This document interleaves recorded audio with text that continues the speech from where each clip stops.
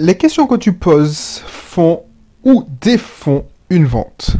Bonjour, c'est Belrix, encore une émission technique sur la vente. Je suis content de te retrouver pour ce nouveau contenu.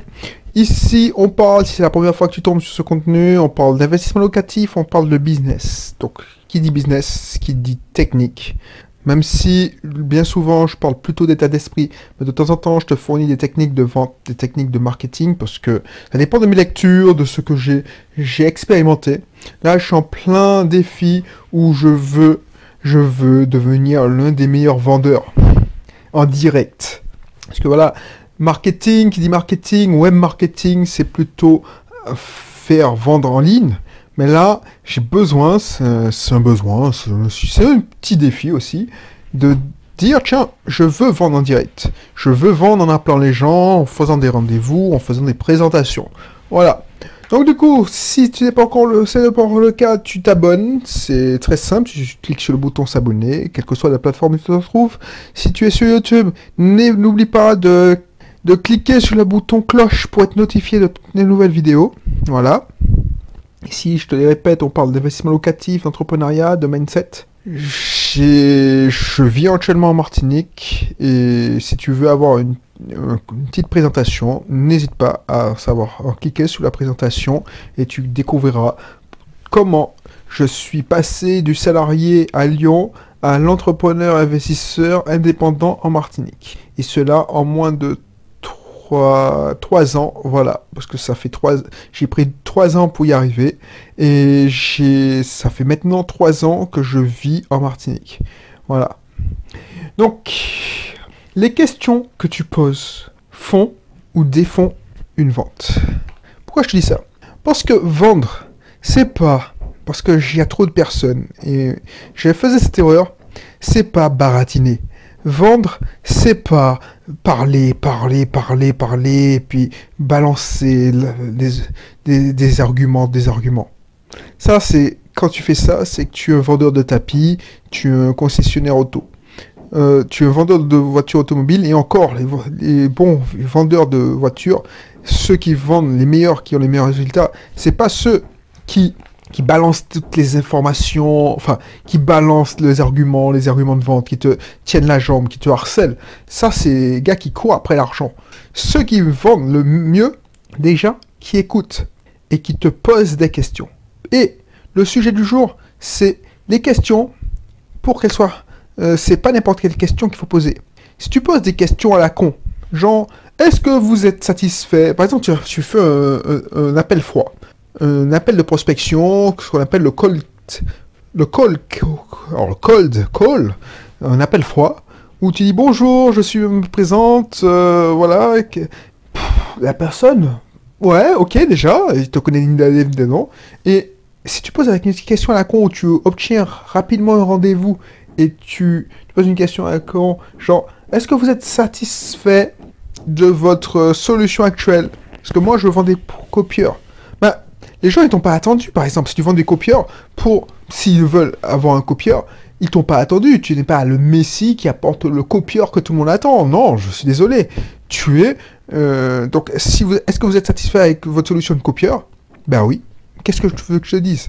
Est-ce que ça va aujourd'hui? Oui, ça va. Oh, ça va, c'est un mauvais exemple. Tu vois, ce que je veux dire, c'est que il y a des questions à la con qu'il faut ne pas poser. Il faut poser des questions pertinentes. Pourquoi il faut poser des questions pertinentes? Parce que des questions à la con te font passer pour un con. Des questions pertinentes qui font réfléchir le client te font passer pour quelqu'un de pertinent, de quelqu'un de malin. Et une question pertinente, c'est pas au lieu de dire voilà, est-ce que vous êtes satisfait avec votre solution actuelle?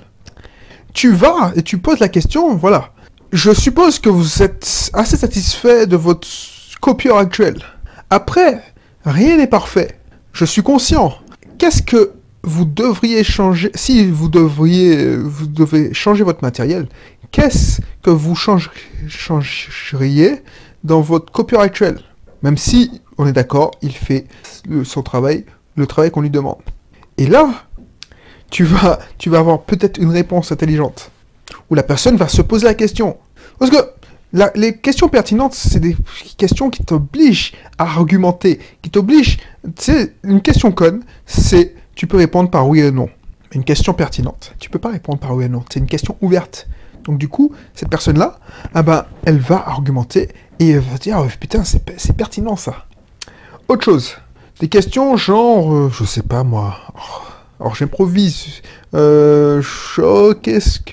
Alors, imagine, tu cherches à vendre... je sais pas, qu'est-ce que je chercherais à vendre? Oui, tu cherches à revendre par tes propres moyens. Alors, excuse-moi, hein, je suis déconcentré parce qu'il y a quelqu'un qui frappe au marteau, ça me saoule. Alors, je vais mettre mon casque, comme ça, je vais éviter de... mec, c'est chiant. Voilà. Donc, du coup, tu entends, je sais pas, les questions intelligentes, qu'est-ce que je peux poser comme question conne pour te faire voir? Je sais pas. Est-ce que, je sais pas, quand tu appelles quelqu'un, tu poses la question, alors, est-ce que je vous dérange? La personne va te dire oui ou non. Ça, c'est une question conne. Tu dois, par exemple, si tu... Ou, je sais pas... Est-ce que vous avez déjà entendu parler de nos services? Mais ça, c'est une question conne. Tu viens en présentation, tu te dis, voilà, putain, voilà, je suis la société Bisoft Team. Je suis le leader de sites francophones dans la sécurité routière et en conseil pour gérer en auto-école. Est-ce que vous avez déjà entendu parler de nous? Bah, c'est une question conne. Tu peux y répondre par oui ou non. On te dit oui. Ah ben, comment tu peux rebondir? Ah ben, je suis content. On te dit non. Ben, tu es cassé, quoi. Ça, c'est une question conne qui te met en difficulté. Comment tu peux introduire une question intelligente? C'est, voilà, je suis Belrix de la société Bisoft Team. Je viens aujourd'hui sous la casquette sécurité routière. J'ai vu que votre association était très intéressée par des actions de prévention. Voilà, ce que je cherche, c'est que moi, je propose des actions de prévention, mais je peux pas vous fournir tout ce qui est... je peux pas vous présenter le panel, parce que on est d'accord avec tout, votre temps est précieux. Moi, ce que je cherche, c'est d'apporter la solution qui serait le plus adaptée à votre problème. Donc, si vous deviez, parce que vous m'avez pas attendu pour faire une action de prévention de vente, quel est le résultat? Quelle est la productivité quelle est la rentabilité de vos actions de prévention? Et les gens, ils vont se dire, ah ouais, purée, mais souvent, alors ça dépend. Si tu as des gens qui se prennent la tête, la personne va te dire, ah, effectivement, bonne question, je n'ai pas réfléchi à cela. Parce que, effectivement, comment vous mesurez la pertinence et les résultats de vos actions de prévention? Ah, j'avais jamais pensé à ça. Et bah, tu peux rebondir, tu dis, bah voilà, moi je peux vous aider à mesurer cette pertinence, ces résultats. Et je propose des solutions, et là tu balances ton truc. Et c'est quoi? Quel critère qui serait le plus important pour vous pour mesurer la pertinence de ces actions? Alors j'improvise le truc, tu vois, j'improvise le truc parce que, voilà, je prends un exemple bateau qui vient au fil de l'eau. En plus, il y a le connard qui tape de marteau sur mon truc, donc je suis déconcentré. Mais tu vois, c'est comme ça. C'est comme si moi je me reconvertissais dans la vente de voitures. Je suis un concessionnaire. Si je me reconvertissais dans le concessionnaire, il faut savoir que les gens, ils achètent avec les émotions, et ensuite ils utilisent la raison pour justifier leurs émotions. Donc au lieu de faire de vendeurs banals, basiques, de voiture automobile qui saute sur toi dès que tu sors de la concession. Tu rentres dans la concession, et c'est ça que je supportais. Alors, ça n'a rien à voir avec la concession, mais quand j'entrais, rare fois que j'entrais dans un magasin de fringues, je peux t'aider. Alors, il y a des clients, il y a des vendeurs qui s'en foutaient complètement de ta tronche. Ça, c'est ok. Mais il y a des gens qui, ouais, qu'est-ce que je peux faire là? J'ai des beaux jeans, tout ça. Mais je t'ai demandé, man. Pourquoi tu me poses pas de questions? Tu vois?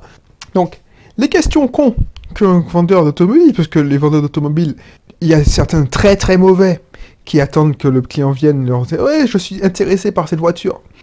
Et puis ils te disent « Oui, elle est à tel prix, elle balance telle option ».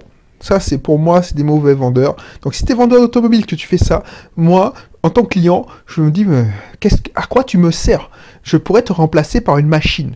C'est-à-dire que on peut te remplacer, et c'est ces gens-là qui pleurent quand on les remplace par des machines.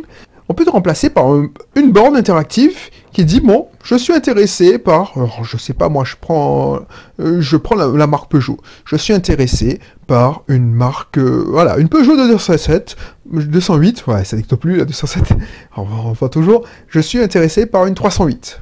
308, ok. Quelle finition? Et puis je clique, c'est un bouton tactile, et puis je choisis mes options, et puis je passe à la caisse. On peut imaginer comme ça. Il y a des vendeurs qui sont exactement comme ça. Tu les interpelles, en fait, je peux avoir un renseignement? Ils te jugent sur ton apparence, puisque voilà, moi je m'amène en Bermuda, en sandales, tout ça. Dire, ouais, c'est un gars qui me fait perdre mon temps.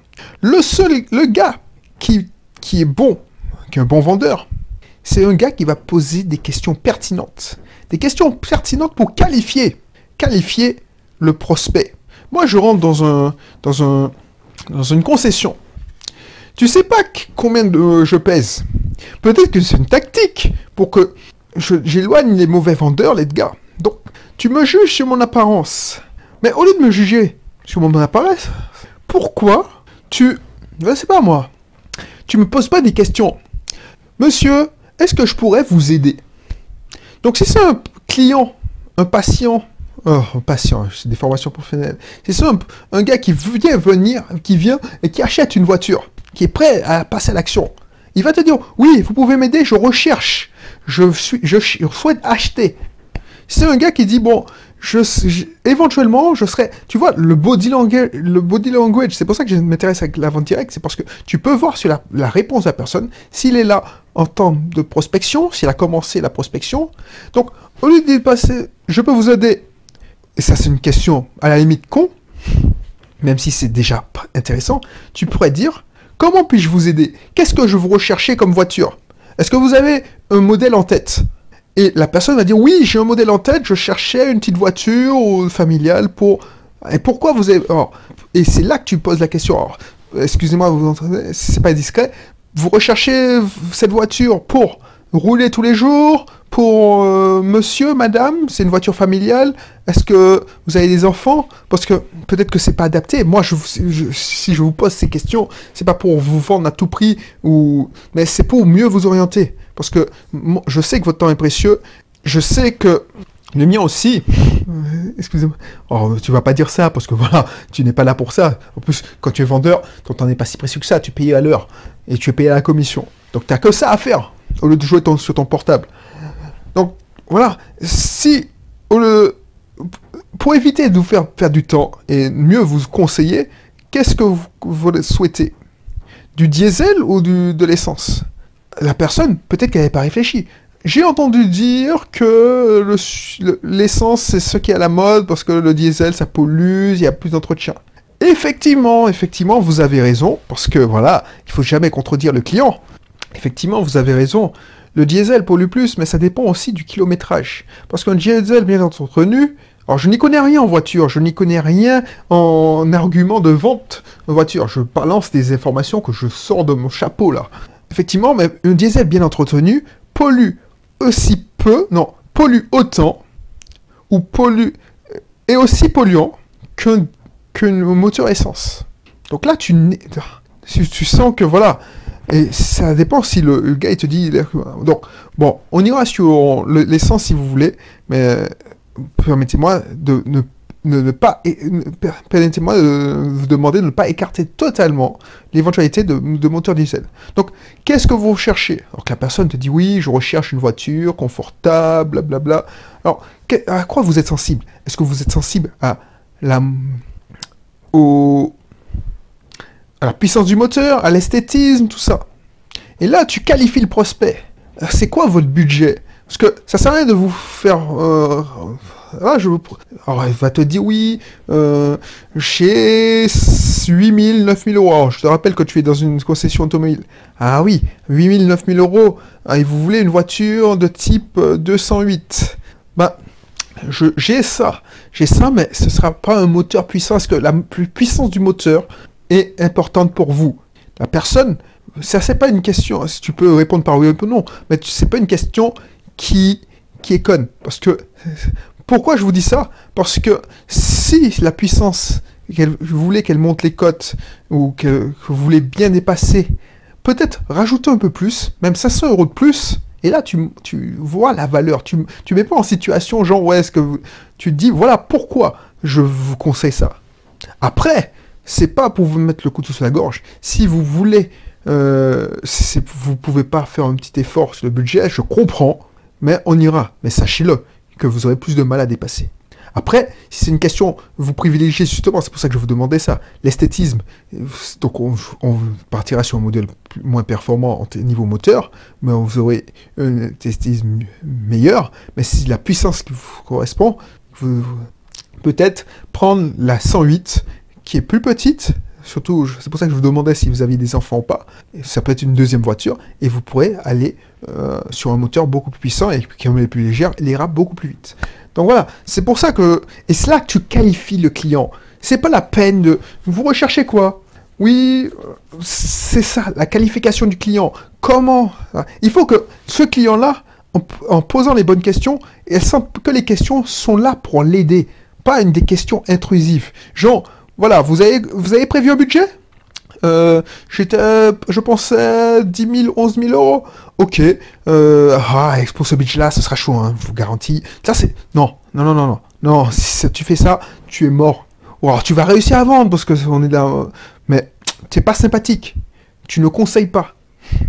Après, si tu dis, c'est quoi vos critères? Quels sont vos critères Donc, il y a des gens... Il y a des clients qui privilégient le moteur.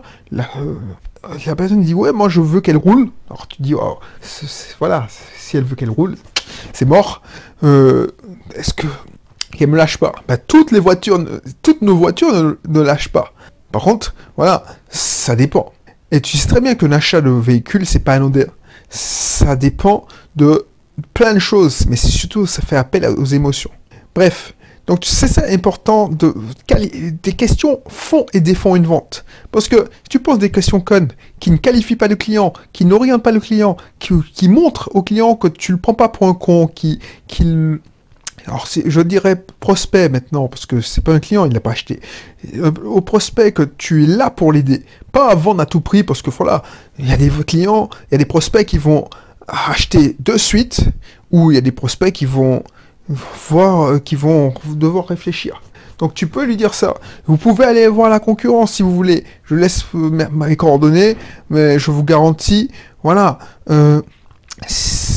Et le fait que tu aies posé les bonnes questions, ce client-là, il va s'en souvenir. Le fait que tu aies posé des questions pertinentes, il va dire, ouais, il va te respecter, il va dire, ouais, c'est quelqu'un qui veut pas m'arnaquer. Le gars, le fait que tu dises des vérités, que voilà, le moteur, 70 chevaux par exemple, on le vend pour respecter les petits budgets, mais vous allez galérer pour dépasser. Je vous le confie, je ne voudrais peut-être pas le dire, parce que toutes nos voitures, mais peut-être monter à 90, sur un modèle 90 chevaux, quitte à prendre des options de confort, à supprimer des options de confort. Ben voilà, ça montre que tu cherches à trouver une solution, tu cherches à aider. Si tu es là et que le client pense que tu veux ta com, bah t'es mort. C'est ça. Donc ça s'intéresse. Alors j'ai pas encore fait de formation sur la vente parce que c'est un truc que j'expérimente et c'est un truc qui me passionne. Mais tu vois, c'est hyper important d'avoir ça en tête. C'est hyper important de savoir que les questions, c'est les questions qui font ou défont une vente. Tu poses des questions connes, tu passes pour un con. Tu penses des questions pertinentes qui orientent le client et qui t'aident à aider ton prospect à faire son choix. Ben ça va mieux marcher. Voilà, c'est tout pour aujourd'hui. Je te mettrai la formation Réussir sa communication, une petite formation sympa où je t'aide je te donne étape par étape des solutions simples que tu pourras mettre en pratique de suite pour améliorer ta communication. Voilà, je te dis à bientôt pour un prochain contenu. N'hésite pas à cliquer sur le lien qui se situe dans la description. C'est ma formation pour t'aider à améliorer ta communication. Et puis je te dis à bientôt pour un prochain numéro. Allez, bye bye.